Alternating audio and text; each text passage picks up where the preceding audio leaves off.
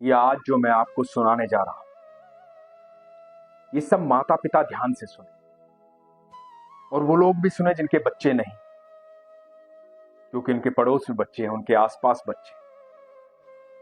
सब लोग ध्यान से सुने। आप जाने कि आपके बोले गए शब्द किसी का भी जीवन बदल सकते हैं,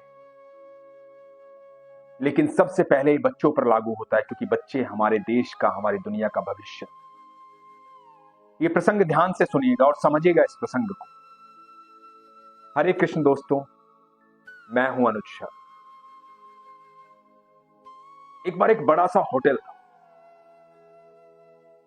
उसमें एक गरीब बाप अपनी बेटी के साथ अंदर घुसा। बहुत बड़ा होटल था, 5 स्टार होटल था। गरीब बाप अपनी बेटी के साथ अंदर गया। बहुत ज्यादा अच्छे कपड़े नहीं पहने थे पिता ने, बड़ा साधारण सा दिखने वाला इंसान था, और साधारण सी बेटी अपनी स्कूल यूनिफॉर्म में। दोनों बाप बेटी अंदर गए, जाकर एक टेबल पर बैठ गए। पिता मायूस नहीं था, बहुत खुश था, और बेटी तो बहुत ज्यादा खुश थी। पहली बार इतने बड़े होटल में आई थी, चारों तरफ देख रही थी। इतने में एक वेटर आया। उसने कहा कि मैं आपके लिए क्या कर सकता हूं, क्या लाऊं आपके लिए। तो पिता ने कहा कि एक पाव भाजी लेकर आओ। तो वेटर ने कहा कि सिर्फ एक पाव भाजी? एक क्यों, दो क्यों नहीं? तो पिता ने कहा कि एक इसलिए कि आज मेरी बेटी ने पूरे जिले में 10वीं कक्षा में अव्वल दर्जा प्राप्त किया है। फर्स्ट क्लास फर्स्ट आई है पूरे जिले में। मैं बहुत खुश हूं।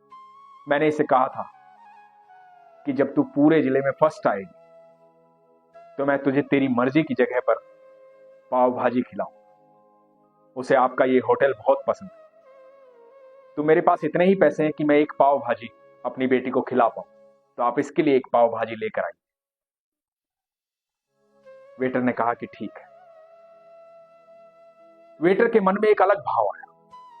उसने कहा कि देखो कितनी बड़ी बात है, एक पिता अपनी बेटी को लेकर आया है, उसके पास इतने पैसे नहीं है, बस इतने ही पैसे हैं कि बेटी को एक पाव भाजी खिला सके। होटल बड़ा है, बिल भी बड़ा आए। तो वेटर होटल के मैनेजर के पास गया। वहीं पर उसका मालिक खड़ा। मैनेजर से कहा कि मैं एक प्रार्थना आपसे करना चाहता हूं। मैनेजर ने कहा कि कहिए।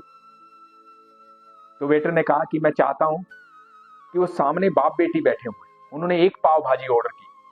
मैं चाहता हूं आप 2 पाव भाजी दें और एक पाव भाजी के पैसे मेरी तनख्वाह से काटें। तो मालिक ने कहा कि क्यों, ऐसा क्यों? तो वेटर ने बताया कि आज उसकी बेटी ने परीक्षा में अव्वल दर्जा प्राप्त किया है, पूरे जिले में फर्स्ट आई। पिता ने वादा किया था कि जब तू फर्स्ट आएगी तो मैं तुझे तेरी मर्जी के होटल में ले जाऊंगा और पाव भाजी खिलाऊंगा, पर उनके पास एक ही पाव भाजी के पैसे। मैं चाहता हूं इस खुशी के मौके पर बाप बेटी दोनों पाव भाजी खा।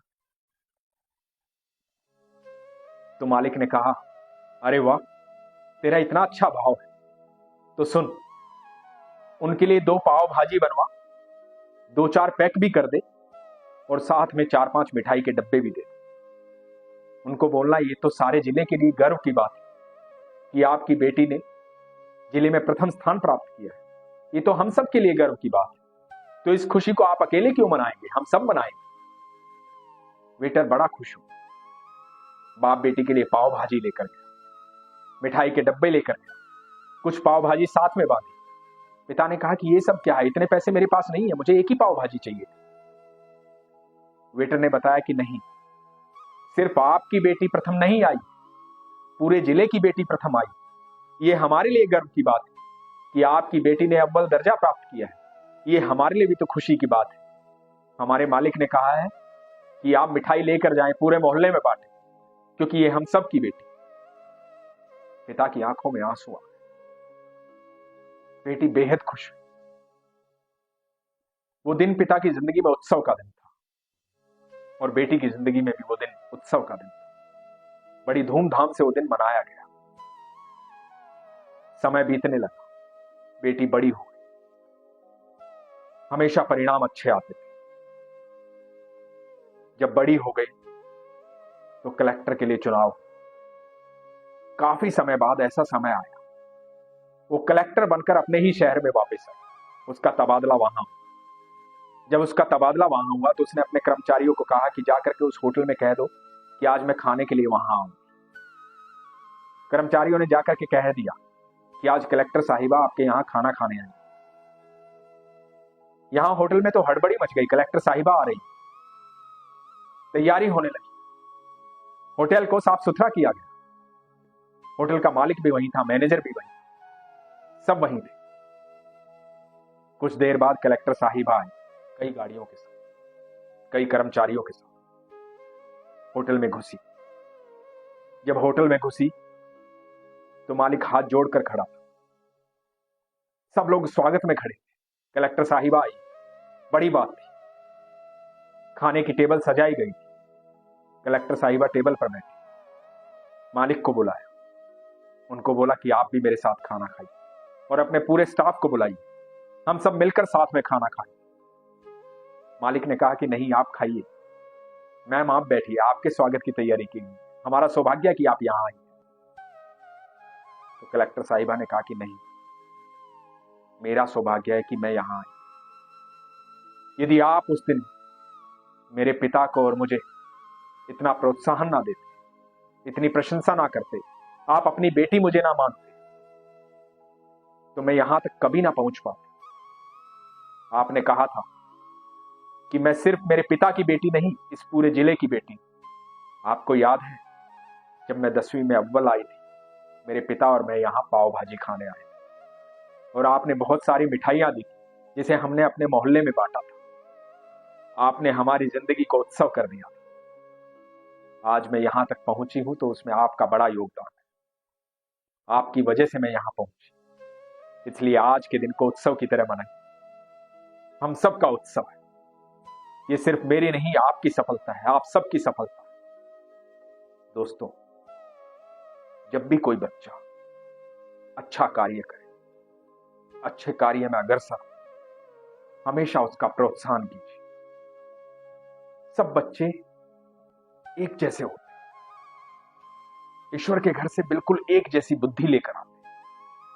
सबका गुण अलग अलग होता है। इतनी बड़ी दुनिया है, प्रकृति ने बहुत कुछ बनाया है। कभी ये ना समझे कि आपके बच्चे के अंदर ये खामी है। आप ये ढूंढे कि आपके बच्चे के अंदर खासियत क्या है, अलग क्या है जो और बच्चों में नहीं है, और उस ऊर्जा को सही दिशा दें, उसे सही मार्ग बताएं, उसे सही शिक्षा दें। गलती तब होती है कि जब बच्चा कुछ और करना चाहता है, आप कुछ और चाहते हैं। यदि आप सही मार्ग बचपन से दिखाएंगे, उनका साथ देंगे, तो आप यकीन मान, वो देश और दुनिया को बदलने की ताकत रखते हैं, समाज को बदलने की ताकत रखते हैं। लेकिन एक बहका हुआ कदम उनके और आपके जीवन को बर्बाद कर सकता है। आप कुछ ना करें, पर उन्हें सही मार्ग के बारे में बताएं, सही साहित्य पढ़ाएं, सही साहित्य सुनाएं, अच्छी अच्छी बातें बताएं, अच्छे संस्कार दें। आप यकीन मानना, आपकी बोली गई कोई भी चीज अनसुनी नहीं होती। आप सिर्फ अपनी बातें बोलें, अपने शब्द बोलें। आपके शब्दों में बहुत ऊर्जा है। आपके शब्द किसी का भी जीवन बदल सकते हैं। हमारा जो सबकॉन्शियस माइंड है, वो हर बात को सुनता है, हर बात को स्टोर रखता है। एक समय आने पर वो बातें जो किसी के द्वारा कही गई, वो शब्द किसी के द्वारा जो हमारे दिमाग में डाले गए, वो अपना कार्य करते हैं, चाहे वो सही हो या गलत हो। इसलिए हमेशा अपने आसपास अपने बच्चों को, सबको सही राह दिखाएं, सही बातें करें। आपका बोला गया एक भी शब्द निरर्थक नहीं होता है। इसलिए शब्दों को बोलने से पहले 10 बार सोचें कि आप क्या बोल रहे हैं, कहां बोल रहे हैं और किसके सामने बोल रहे हैं। आजकल हम बात करते हैं कि बहुत आधुनिक हो गए, बहुत खुले हो गए। बच्चों के साथ दोस्ती जैसा व्यवहार करना चाहिए, बिल्कुल करना चाहिए, लेकिन हमेशा याद रखें कि हर तरह का व्यवहार मर्यादा में हो। भगवान राम जैसी मर्यादा अपने बच्चों को सिखाएं और भगवान श्री कृष्ण जैसा प्रेम। हमेशा अच्छे संस्कार अपने बच्चों को दें। जब भी अपने पड़ोस के बच्चों से भी बात करें तो ऐसे शब्दों का इस्तेमाल करें जो शब्द उनके कहीं ना कहीं काम आए, जो उनको ऐसी ऊर्जा दे कि जब भी वो फंस जाएं तो आपके शब्द उनके कानों में गूंजे और वो सही मार्ग पर चल पड़े। आप यकीन मानना, आपका एक भी शब्द निरर्थक नहीं।